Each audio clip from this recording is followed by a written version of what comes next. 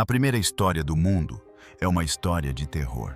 Foi escrita em babilônico, uma língua semítica, relacionada aos idiomas modernos, hebraico-árabe e aramaico. Não de monstros, mas da mortalidade. A epopeia de Gilgamesh, escrita há 4 milênios, expõe o terror de ser humano. Por décadas, tradutores têm se esforçado para desvendar seu significado.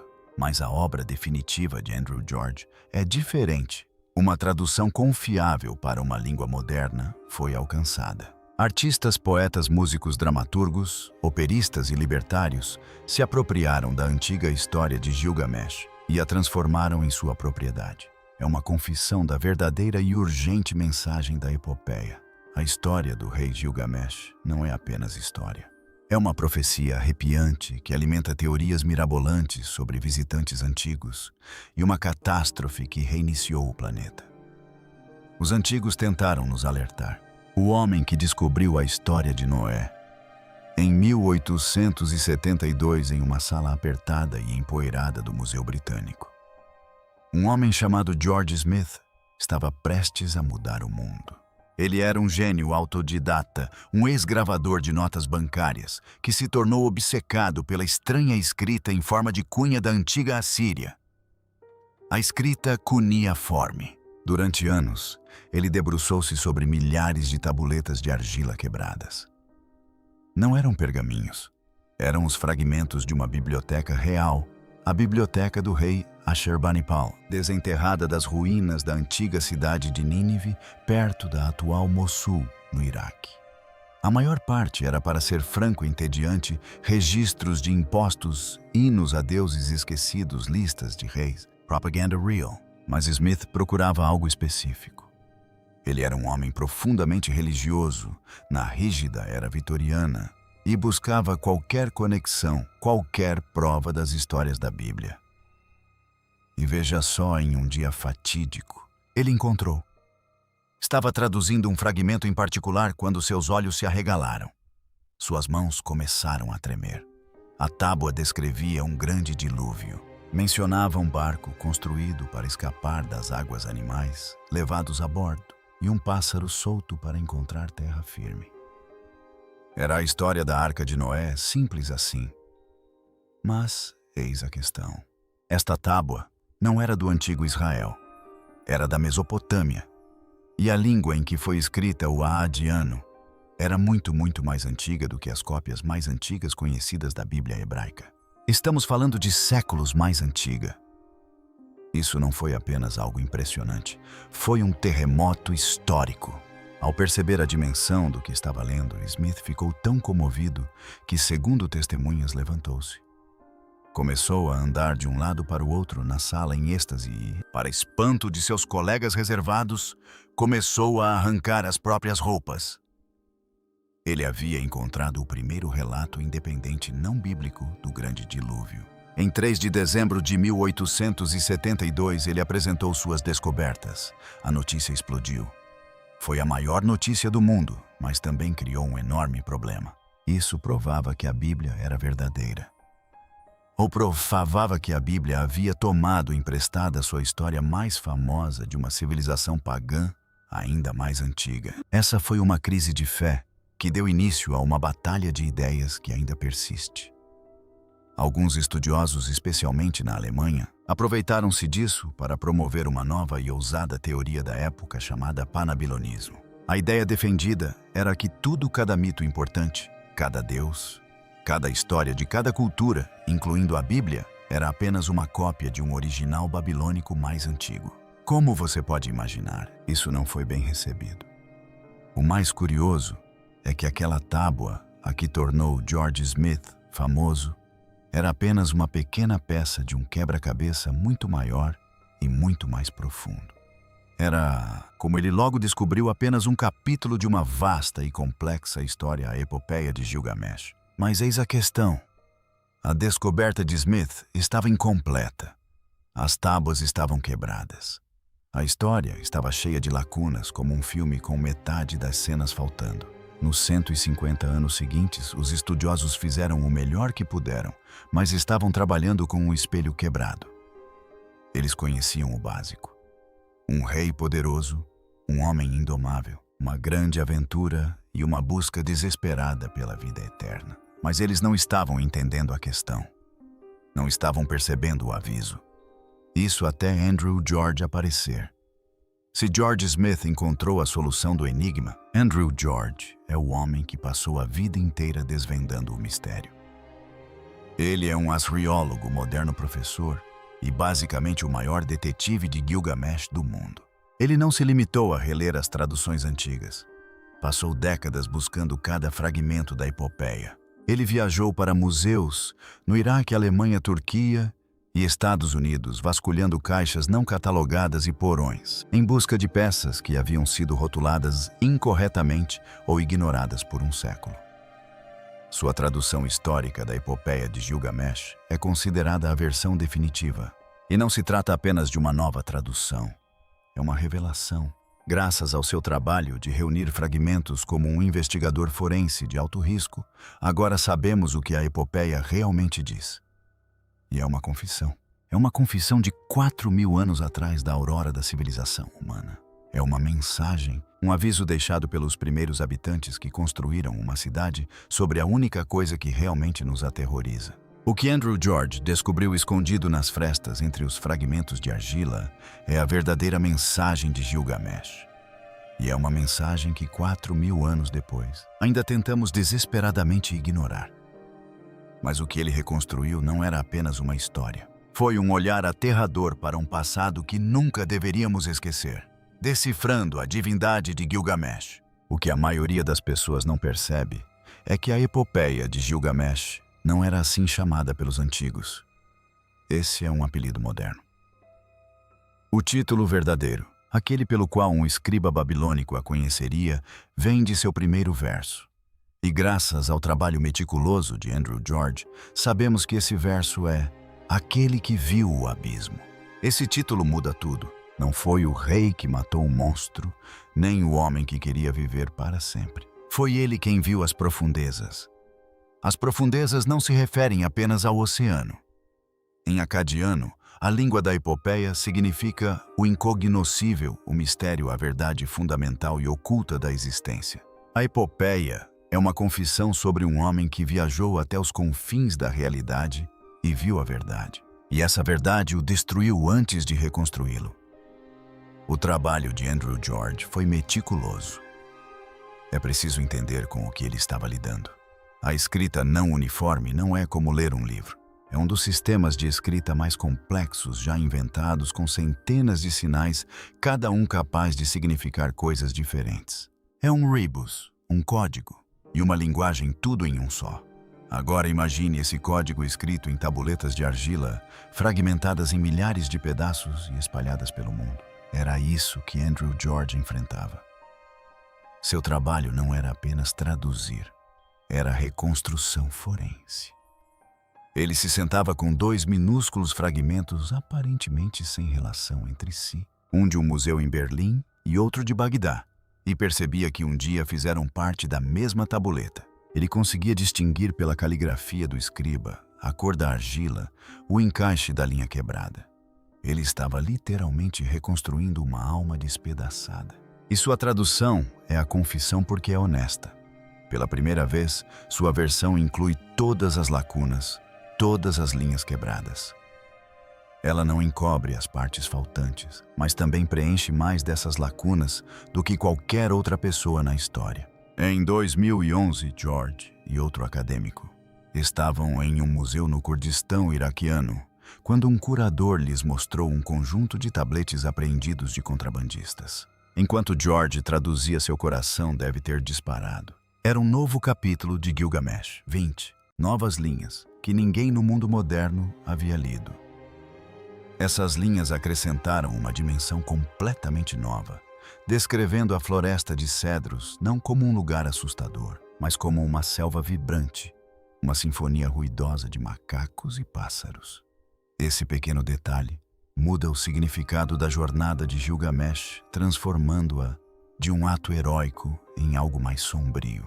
Mas é aqui que entram as teorias mais mirabolantes. A epopeia não começa apenas com um rei, começa com um semideus. O texto é explícito. Gilgamesh é 2/3 divino e 1/3 humano. Pois é. Como isso é possível 2/3? Isso não é apenas um elogio florido. É afirmado como um fato. Isso levou muitos a perguntarem quem ou o que eram esses deuses. Esta é a porta de entrada para a teoria dos Anunnaki. De acordo com algumas interpretações do texto de Samria, os Anunnaki eram um grupo de deuses que vieram dos céus para a Terra. Essas teorias propunham que eles não eram seres espirituais, mas visitantes de carne e osso, seres avançados com tecnologia que não conseguíamos compreender. Então aqui está a questão. A divindade de 2/3 de Gilgamesh era um fato biológico. Seria ele o produto de um programa de reprodução Anunnaki, uma tentativa de criar um governante perfeito, misturando sua genética divina avançada com a de humanos mortais. Isso explicaria sua força sobre-humana, sua arrogância descomunal e sua energia inquieta e sobre-humana. Ele era um híbrido e sabia disso. Seu povo na grande cidade de Uruk certamente sabia que algo estava errado. Ele era um governante terrível, um tirano. A epopeia conta que ele não deixou nenhum filho para seu pai, nem nenhuma virgem para seu amante. Estava fora de controle. Um touro selvagem devastando sua própria cidade. Seu povo clamou não a um sacerdote, mas aos próprios deuses. Imploraram: "Vocês criaram este monstro. Agora corrijam-no."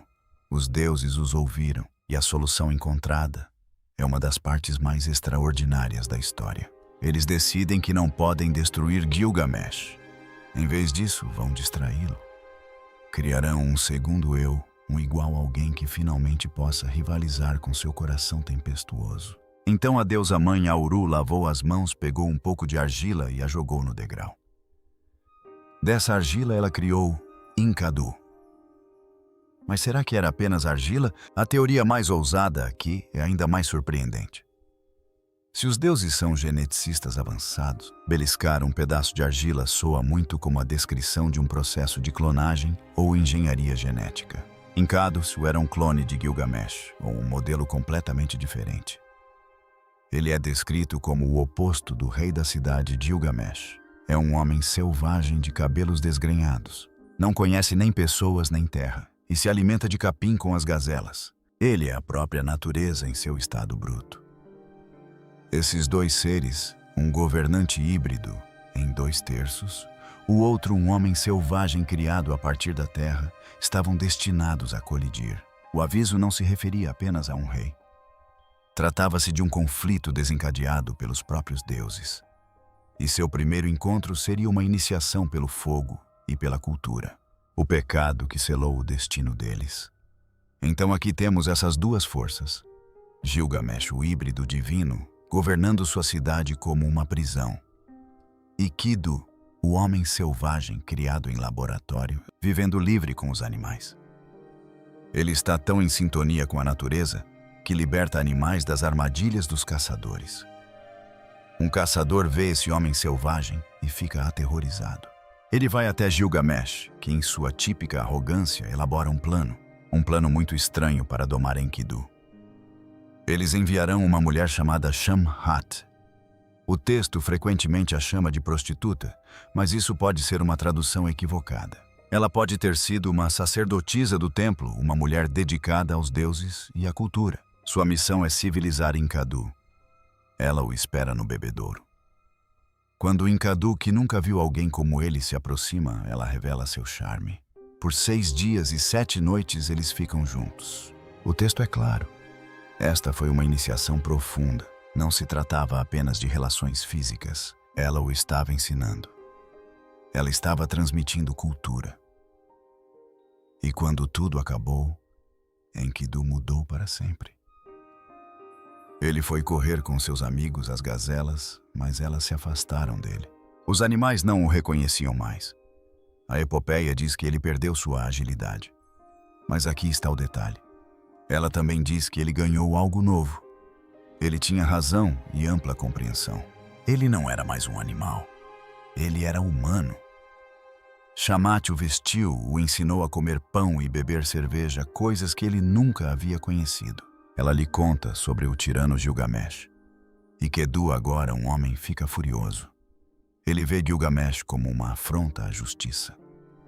Ele viaja para a cidade de Uruk. Seu destino é desafiar o rei. Os dois finalmente se encontram. Eles se chocam em uma entrada pública que bloqueia a rua. O texto descreve uma briga épica. Eles se agarraram um ao outro, segurando-se com firmeza como lutadores. Quebraram o batente da porta. A parede tremeu. A cidade inteira tremia, enquanto esses dois seres supremos lutavam pela supremacia. Mas então algo incrível acontece. Eles param. Gilgamesh, pela primeira vez na vida, encontra seu igual. Ele encontra o segundo eu que os deuses lhe destinaram. Naquele momento de impasse, a raiva se transforma em respeito e eles se beijam e se tornam amigos. Gilgamesh, o tirano solitário e arrogante, finalmente tem um irmão e isso o transforma. Mas sua antiga arrogância ainda persiste. Ele ainda é 2/3 Deus e está entediado. Precisa provar seu poder. Então tem uma ideia terrível. Estamos entediados, diz ele a Enkidu. Vamos fazer um nome para nós mesmos. Vamos até a floresta sagrada de cedros, enviar o guardião Humbaba e derrubar todas as árvores sagradas. Enkidu, que conhece a floresta, fica horrorizado. Isso é uma péssima ideia, adverte ele. Baba. Seu rugido é a tempestade. Sua boca é fogo. Seu hálito é uma pestilência. Ele é o guardião designado pelos deuses. Não se deve brincar com ele. Mas Gilgamesh ri disso. Só os deuses vivem para sempre, diz ele. Quanto à humanidade, nossos dias estão contados. Todas as nossas conquistas não passam de vento. Eu irei primeiro. Basta me chamar. Vamos lá. Não tenha medo. Ele obriga o amigo a ir. Este é o ápice da arrogância. Mas é aqui que surge outra teoria maluca. Quem ou o que era Humbaba? O texto é estranho. Humbaba é o guardião da floresta de cedros, um lugar que os deuses decretaram como proibido. Os cedros eram um recurso inestimável, o melhor material de construção do mundo antigo. Seria Humbaba apenas um monstro ou algo mais? O novo fragmento de Andrew George descreve a floresta como uma bela selva sinfônica. Isso soa menos como o covil de um monstro e mais como uma reserva natural. A teoria mais ousada é que Humbaba não era uma besta, mas uma máquina, uma peça antiga de alta tecnologia.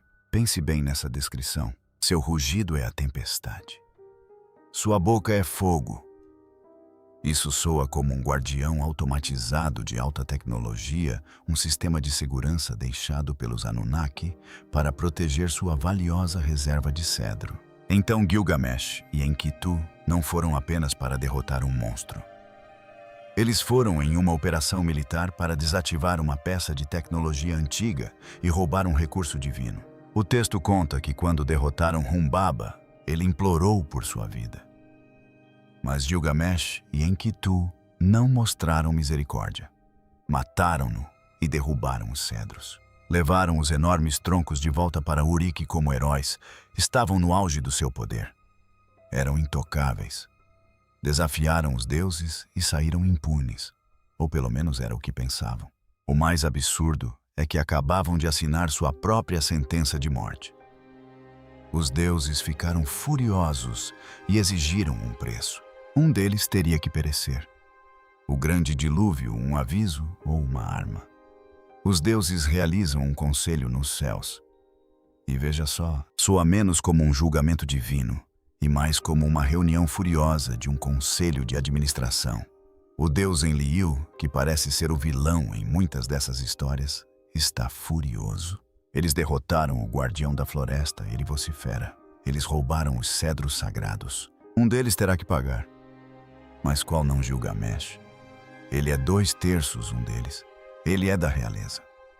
Então eles escolhem Enkidu, o descartável, o homem criado a partir do barro. A morte de Enkidu não é rápida nem nobre. É lenta e agonizante. Ele permanece na cama por 12 dias, atormentado pela febre. Ele tem visões do submundo, uma casa de poeira, onde os mortos não veem a luz e comem barro como pão. É uma visão sombria e aterradora do fim. Gilgamesh está sentado ao lado da cama impotente, observando seu único amigo, seu segundo eu, desaparecer.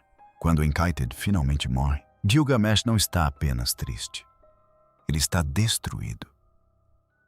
Este é o momento preciso em que nasce aquele que viu as profundezas. Pela primeira vez, o Rei Deus 2/3 compreende a mortalidade. Não é mais uma ideia abstrata. É um terror físico frio e rastejante. A tradução de Andrew George captura o pânico puro. Gilgamesh chorou amargamente por ele.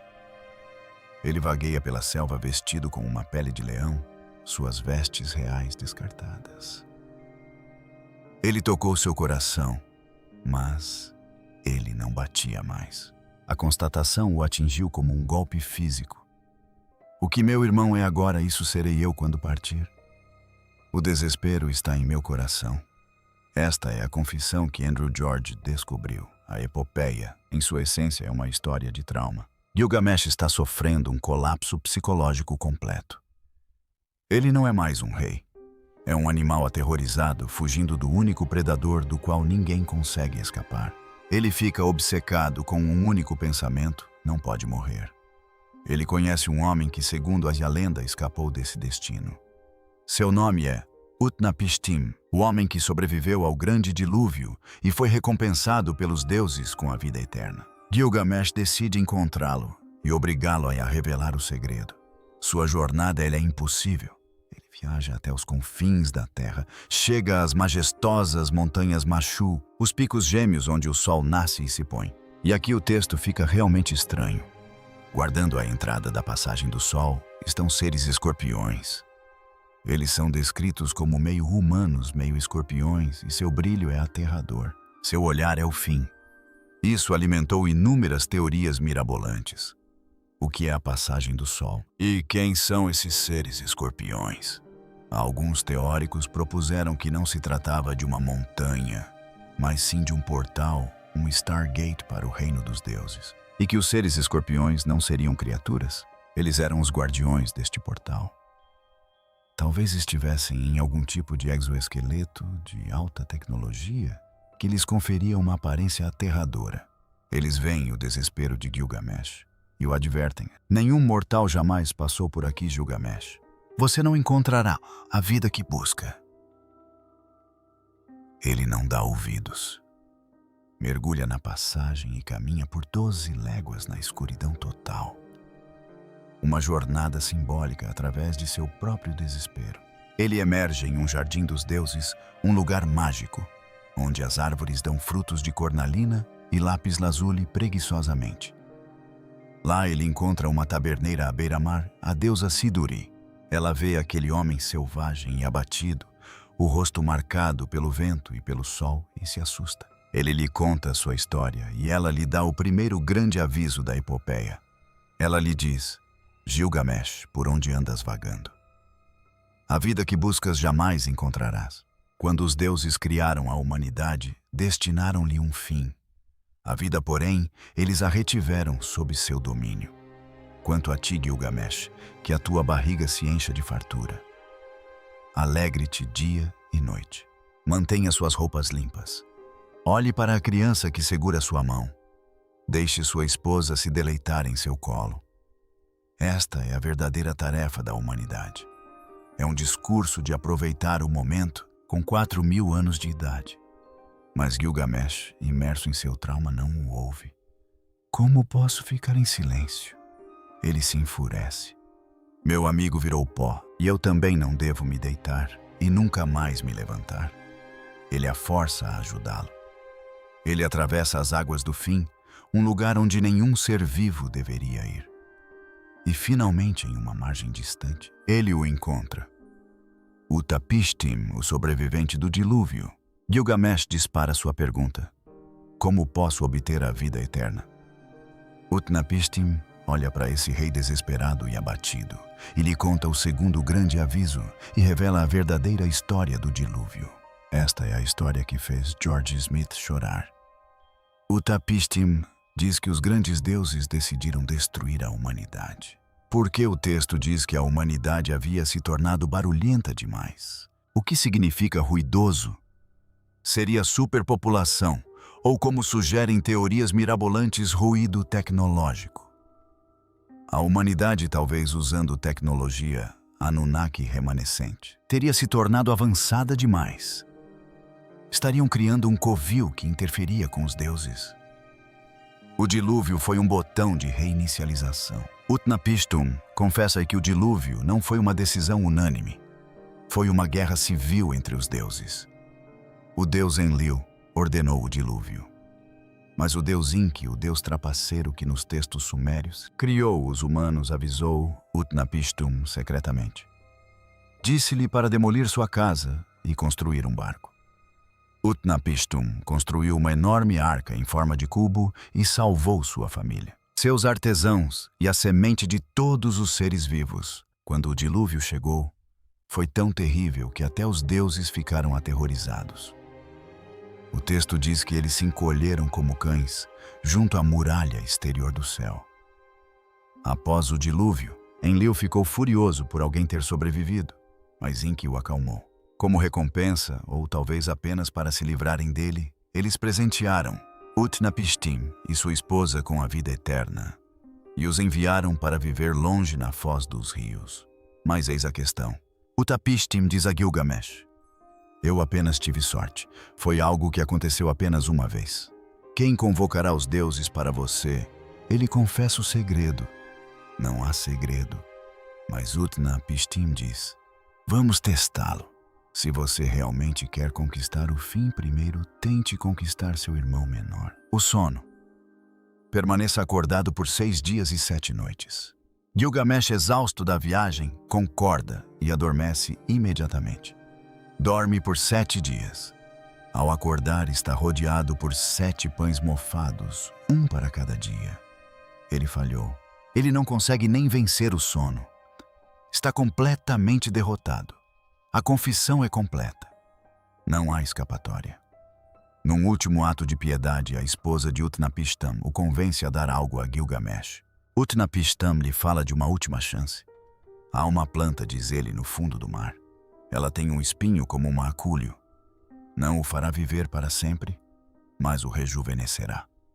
Gilgamesh, com sua última esperança, amarra pedras aos pés, afunda até o fundo do mar e encontra a planta. Ele a tem, a fonte da juventude. Na viagem de volta para casa, ele para se banhar em uma fonte de água fresca.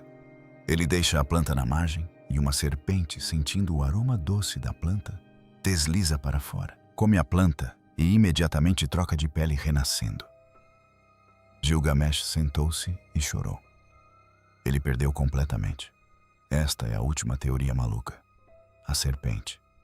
Em todas as culturas antigas, a serpente detém conhecimento secreto. Pense no Jardim do Éden. A serpente rouba o segredo da regeneração e renasce. Será a serpente apenas um animal ou será um símbolo de um grupo? Um culto à serpente ou uma linhagem secreta que detém o verdadeiro segredo da longevidade, escondendo-o da humanidade? Gilgamesh tinha a resposta em suas mãos e a deixou escapar. Ele estava voltando para Uruk de mãos vazias. Ou será que não? Será que ele voltou com a única coisa que realmente importava? A resposta de 4.000 anos para o nosso medo. Então é o seguinte, chegamos ao fim da história. Gilgamesh, o deus de 2/3. O homem que lutou contra seu clone, que derrotou uma máquina ancestral que viajou por um portal estelar e que falou com o sobrevivente do dilúvio, é um fracasso. Ele retorna à sua cidade Uruk. Está de mãos vazias. Ele falhou. Perdeu seu amigo. Falhou no teste do sono. Perdeu a planta da juventude. Ele vai morrer assim como Enkidu. Assim como todos, o terror venceu. Mas ao se aproximar da cidade, algo mudou. Ele não é mais o homem animal frenético e aterrorizado. Ele está quieto. Ele é aquele que viu as profundezas. Ele viu a verdade e ela o purificou. Ele se volta para o barqueiro que o trouxe para casa e profere as palavras mais importantes de toda a epopeia. Esta é a confissão final. Este é o aviso. Ele não aponta para seu ouro ou seu poder. Não fala dos deuses ou dos Anunnaki. Aponta para as muralhas de sua cidade, as enormes muralhas de tijolos cozidos que seu povo construiu. Vá ao Pabi, caminhe sobre as muralhas de Uruk, diz Gilgamesh. Inspecione a plataforma da fundação, examine a alvenaria. Não é feita de tijolos cozidos. Não foram os 7 sábios que lançaram seus alicerces. É isso, essa é a resposta.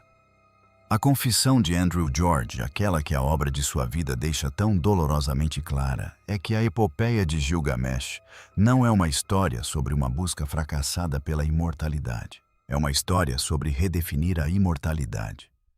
Essa é a parte pragmática. A questão é que todas aquelas teorias mirabolantes, os Anunnaki, a engenharia genética, os guardiões de alta tecnologia, os Stargates, os cultos da serpente, todos eles à sua maneira, são como a busca de Gilgamesh. São uma distração.